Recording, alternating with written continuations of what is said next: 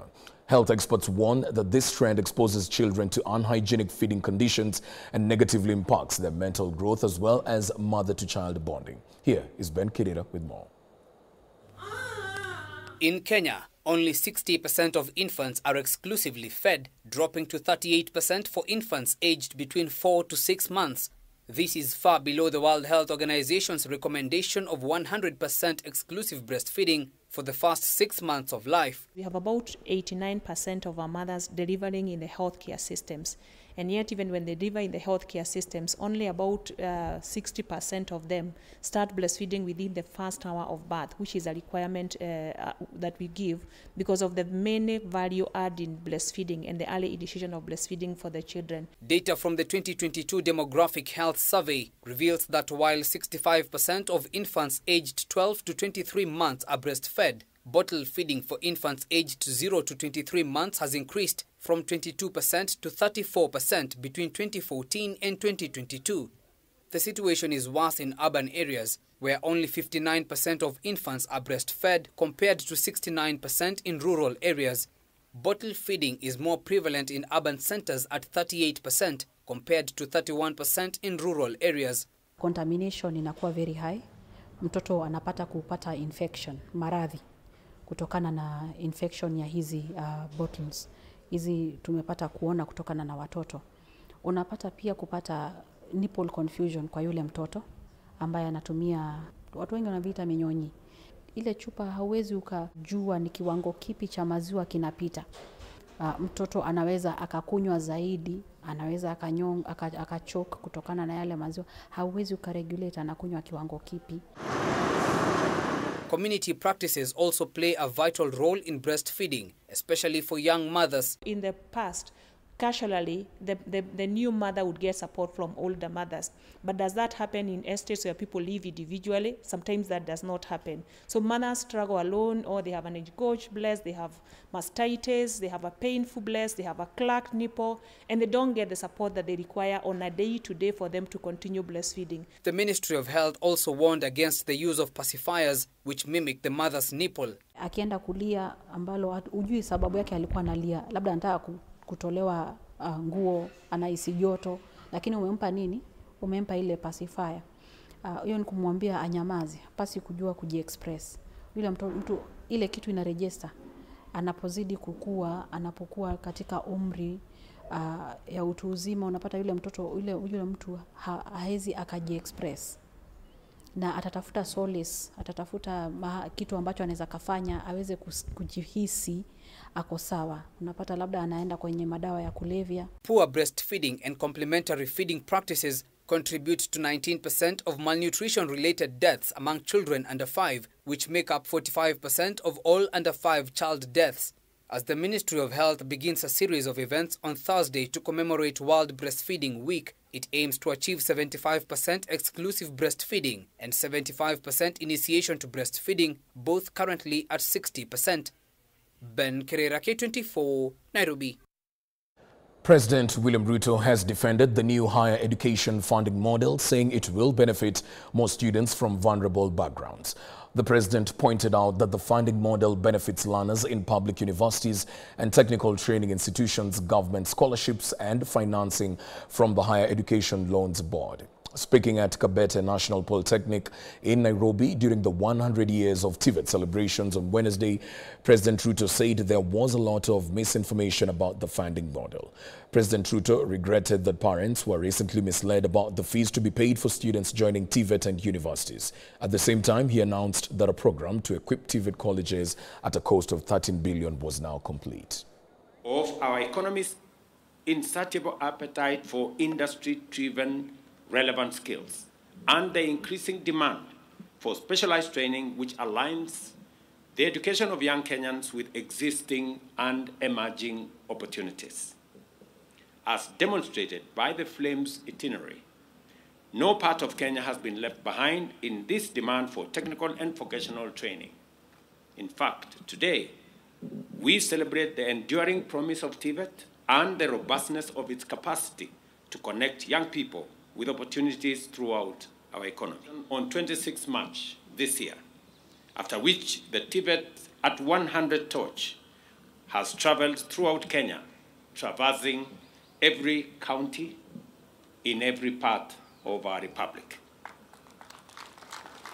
As it returns to the host institution, the Flame's journey through our country has shown us there is much to celebrate in the history of TVET in Kenya.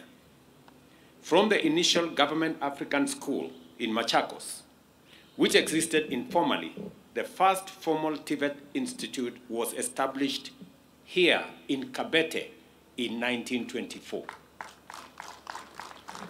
And we couldn't have celebrated 100 years of TVET in a better place than in this Kabete Institute. The wrangles within the ruling party continues to take center stage, with the new battlefront being the Secretary General position. As Ian Ketanyi now tells us, supporters allied to embattled SG Cleophas Malala today pitched camp at the party headquarters, demanding that he continues as the designated SG.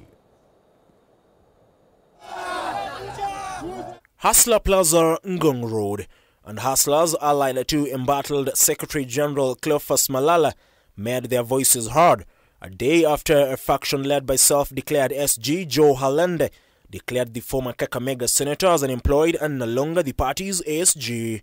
The police were forced to disperse the dramatic pro-Malala supporters. However, they only pitched tent along Ngong Road before regrouping. Moments later, party SG Cleophas Malala was seen at the premises, at some point making his way to the headquarters' main entrance, where he engaged the group of youths. Malala's appearance came just moments after a clearly injured Joe Halende tried addressing the group, but in vain. According to the party chairperson Cecily Mbarire, Halende was attacked by political goons. As individuals jostle for the SG post within the ruling party, the party leadership has thrown its weight behind the vocal and embattled sitting SG Cleophas Malala. Led by Embu Governor Cecily Mbarire, they dismissed any claims of changes in party leadership. Whatever happened yesterday was unfortunate. The political party called UDA has a constitution, clear party structures and organs within which decisions are made, and therefore somebody cannot come to the party and declare himself or herself an official of the party without following the laid down party procedures for him or her to be the position they declare they belong to. The party's National Executive Council is expected to convene an emergency meeting to address the wrangles within the party, with Mbarire insisting that all the party organs must be consulted in invoking such key decisions. We're going to have a National Executive Committee meeting, NEC meeting, and it's an emergency meeting on Friday to resolve the matters that have emerged in the party since yesterday, to look at the challenges facing the party, the emerging issues, and chart a way forward for the party. As chaos ensued at the party's headquarters in the capital, party members in Kakamega County have vowed to stand by their former senator. Kubali upuzi ambao wanafanya huko Nairobi waleta hapa Kakamega. Na sisi watu wa Kakamega tunajua kitu moja. Mwelekeo wetu kila mtu atatuambia. Wakifanya mchezo kila kuja tuambie tuende wapi. Ian Ketanyi, K24 TV.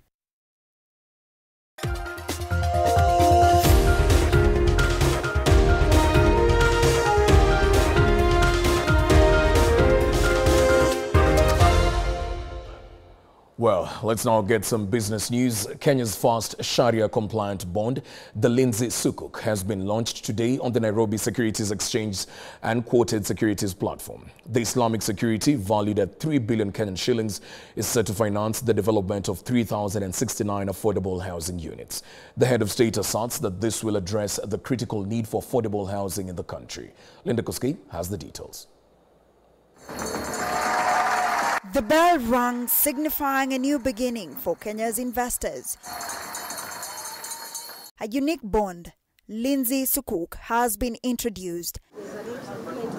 The launch, spearheaded by President William Ruto, ushers in Kenya's first Sharia-compliant bond, the Lindsay Sukuk, on the Nairobi Securities Exchange (NSE) and Quoted Securities platform (USP). A very momentous occasion as we introduce the first Sharia-compliant financial product to the Kenyan exchange. Today we are again demonstrating our capability and the depth of our market through the listing of the first Sharia-compliant product, opening a new avenue for raising capital for government and for the private sector. Unlike traditional bonds, a Sukuk bond prohibits payment of interest. Instead, Sukuk bonds provide investors with a share of the profits generated by the underlying assets.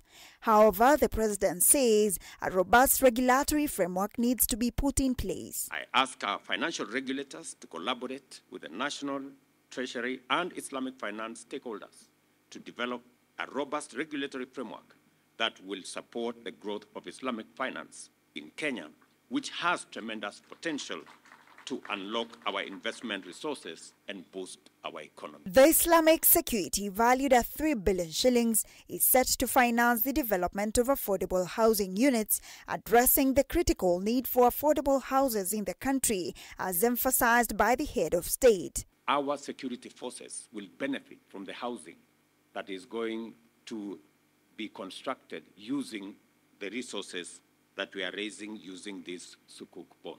By directing investments towards the construction of over 3,000, I repeat again, over 3,000 affordable residential units for the Kenya Defense Forces, this Sukuk directly addresses a pressing national challenge. In the first quarter of the year, according to Frank Lloyd Mwiti, the NSC CEO, foreign investors were net buyers of equities listed on the NSC, marking the first half year of recorded foreign net inflows in the bourse since 2019. Current government policies have enabled the capital markets in Kenya, and the NSC in particular, to witness a remarkable recovery that has put our country, Kenya, back on the map and attracted solid positive attention from global and institutional retail investors. Meanwhile, questions on how to de-risk the housing fund arose, as well as ways to build tools to expand the market so that small and medium enterprises can participate. How can we help PS Inga and his team at the State Department of Housing to scale the housing agenda and to de-risk our housing fund? According to experts, the growing interest in attracting Islamic financing is well-founded. First, debt is becoming an increasingly politicized issue in Africa, with critics highlighting the risks of excessive dependence on China and the West. Linda Koskei, K24 TV. Elsewhere, the economic landscape of Kenya and the broader region has taken a significant leap forward with the formation of the Association of Special Economic Zones in Kenya. The newly established independent association aims to unify SEZ developers, operators, enterprise investors and service providers, promoting best practices and enhancing national and regional SEZ governance. SEZs are set to complement government efforts to foster a favorable business environment and attract foreign direct investments by collaborating with government agencies, participating in initiatives and supporting policy enhancements. According to Tatu City SEZ Executive Vice President Solomon Mahinda, the collaborative nature brings together diverse stakeholders, all working towards the common goal of enhancing Kenya's economic zones. The association is essential for driving innovation, attracting investment and facilitating trade.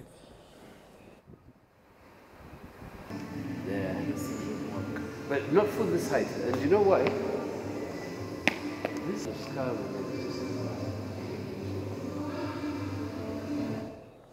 Well, we'll take a short break at this point, but that's just it for business news. Coming right up next is some sports news.